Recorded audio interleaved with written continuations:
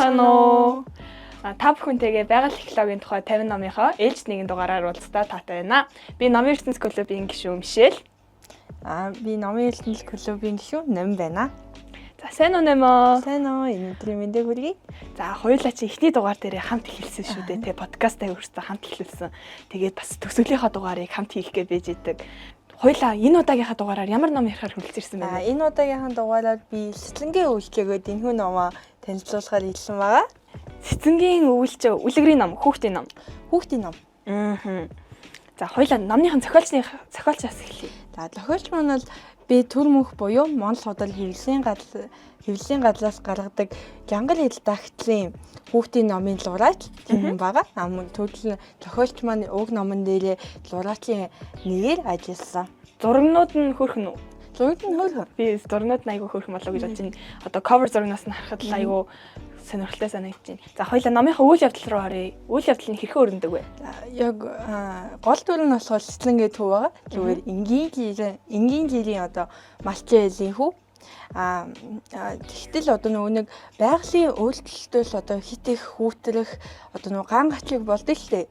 Тэднээс болоод мал аж ахуйд нь одоо тулгалж байгаа бэрхшээлээс сэргийлж мал сүргээ аврах тэр талаар гардаг. За хоёлаа номныхаа үйл явдал руу оръё. Номны үйл явдал хэрхэн өрнөдөг вэ? За үйл явдал нь болохоор мэдээж Сэцлэн бол гол дүр нь. Тэгээд жилийн малчин элийн хүү бөгөөд одоо нөгөө мал аж ахуйд нөгөө нэг лууд ган гачлыг гэдэг зүйл болж байгаа. Гэтэл нэг мэрэгэн санаа болж түүнээс одоо сэргийлэх нэг арга болсон нь нөгөө нэг овёос буудаага малын ахиандаа тариалах юм аа.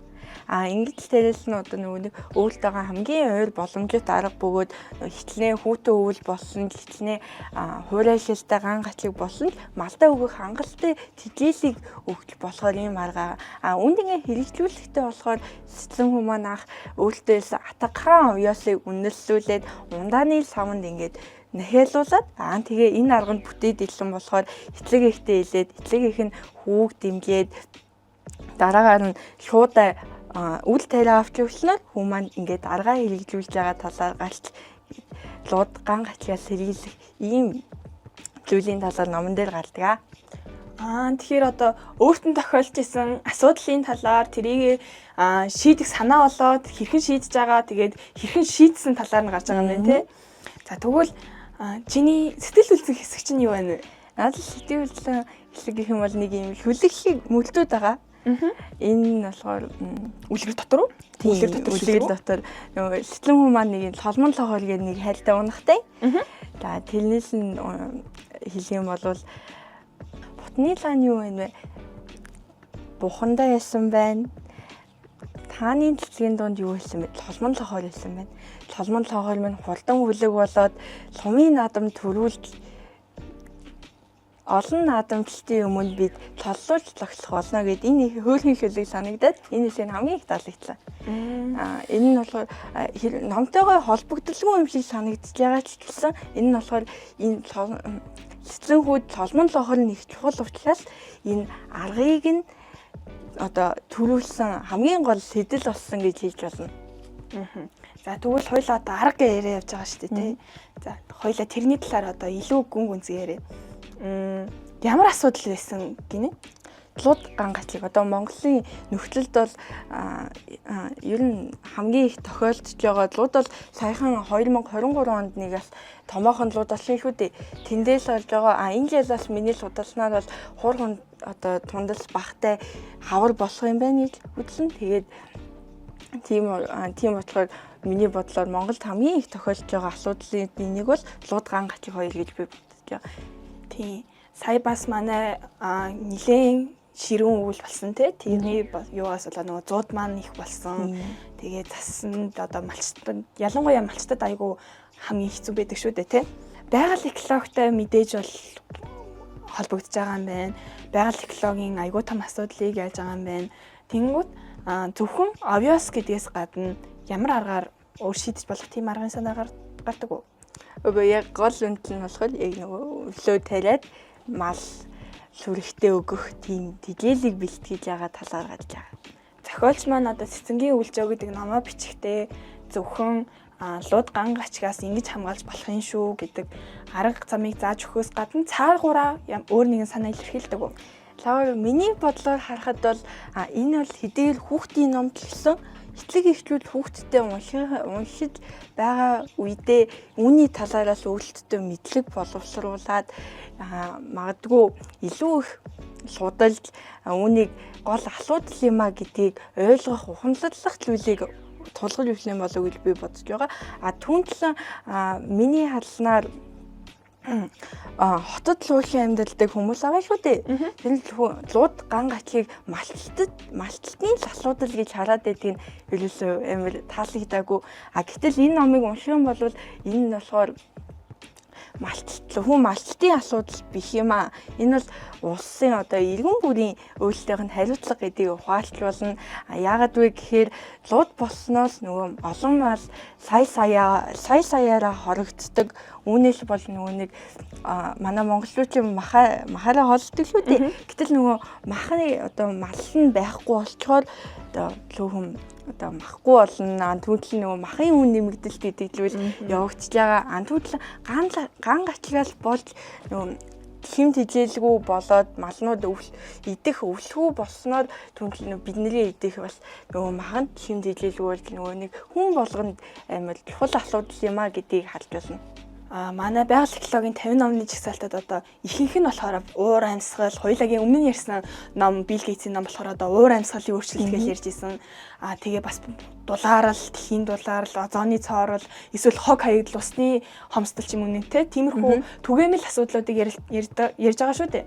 Тэнгүүт одоо энэ сэтгэнгээ үлжээгээд энэ хүүхдийн намаараа зохиолч маань арай өөр байгаль технологийн арай өөр асуудлыг гаргаж ирсэн шиг санагдлаа зөв. Ер нь л яг Монголтойгоо илүү холбож гаргаж ирсэн миний сонирхлын хамгийн ихэд татлаа. Мэдээж Монгол хүн гэдэг чинь байгальтайгаа холбоотой, байгаль нь одоо бараг цусаар нурсж идэг тийм шүү зүйл шүү дээ тий. Монгол ёс заншлыг бол одоо байгаль дэлхийг бол төсөөлөхийн аргагүй. Тэгээ түншлэн хэрвээ лууд болоод малгүй болох юм бол нөгөө малт маань хот руу явдаг. Хот руу явснаар нөгөө бидний мал аж явах үе нүүдэлтэн соёл алдагдах юм аа. Тийм болохоор энэ асуудлыг маш сайн ер нь хаалж үзэж хийдэг арга замыг олох хэрэгтэй. Түүнчлэн би өнөөдөр дээл хүмүүс нь ингээд Монгол ахыгаа харуулахын тулд дээл өмсчихлээ. Харин тийм ээ, айгүй хөөрхөн харагдаж байна. Баярлаа. Чи яагаад энэ номыг сонгож уншихаар болсон юм бэ? Ерөнхийдөө бол хүүхдийн номууд хэдийгээр хүмүүс тарахад хүүхдэд зориулсан юм хөнгөн хэмжээний юмнууд гаргадаг гэсэн яг үндсэндээ хүн хамгийн том асуудлуудыг хүүхдэд ойлгоход хэмжээгээр тайлбарлсан байдаг.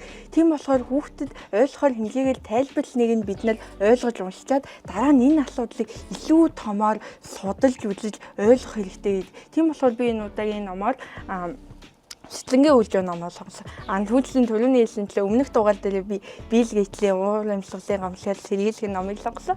Харин энэ удаад би тэрхүү номыг одоо сонгочоод уур амьсгалтай холбоотой зүйлийг судалмаар санагдаад ялангуяа Монгол ахуйгаа судалмаар санагдаад энэ номоо сонгосон. Эсвэл сонирхолтой хүмүүс зөвхөн хүүхдийн номыг, үлгэрийн номыг зөвхөн бага насны хүүхдүүдэд зориулсан гэж боддог ч гэсэн цаагаараа энэ чинь айгүй том асуудлыг маш энгийнээр тайлбарлаад тэр энгийн зүйлийг нь уншаад цаана байгаа маш том санааг нь ингээд ойлгох нь айгүй чухал шүү дээ тий. Чи энэ номыг уншаад ингээд өөртөө хөвшүүлсэн дадал гэж байгаа юу? Хөвшүүлсэн дадал гэх юм бол түрүүн нөгөө Билл Гейтсийн номтойгоо яхад бас адилхан тийм одоо бидний бас хийж байгаа үйлдэл бол уур амьсгалын өөрчлөлт гарч байгаа. Гэтэл уур амьсгалын өөрчлөлт манай Монголд эргүүлээд нөгөө нэг хэтэрхий хүүтэлж одоо ган гатлыг болгож байгаа. Тэгээд хэтэрхий хүүтэлнээс болоод нөгөө лууд гарч байгаа шүү дээ.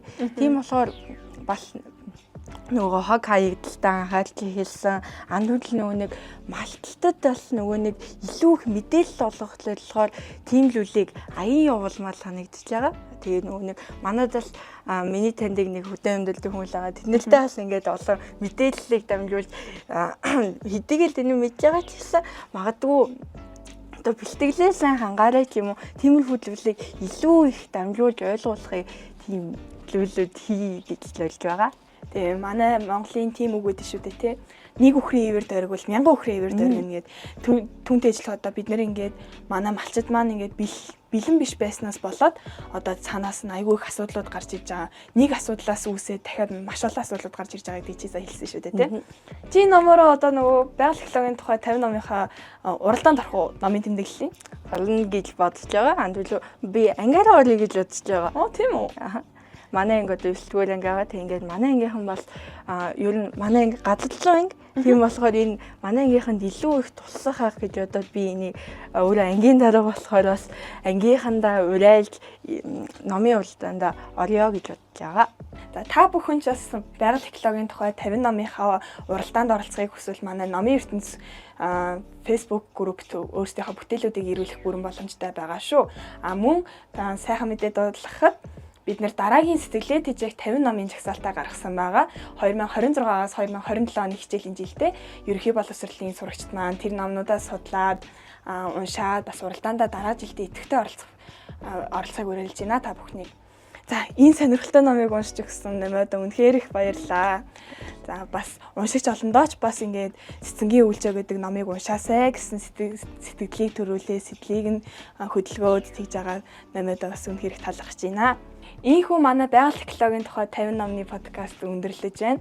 50 подкастын турш бид нартэйгээ хамт 50 номыг судалж байгаль технологийн одоо байгаль технологитой өөрсдийн дуу хоолойгоо хүргэж авсан та бүхэндээ үнэхээр их баярлалаа.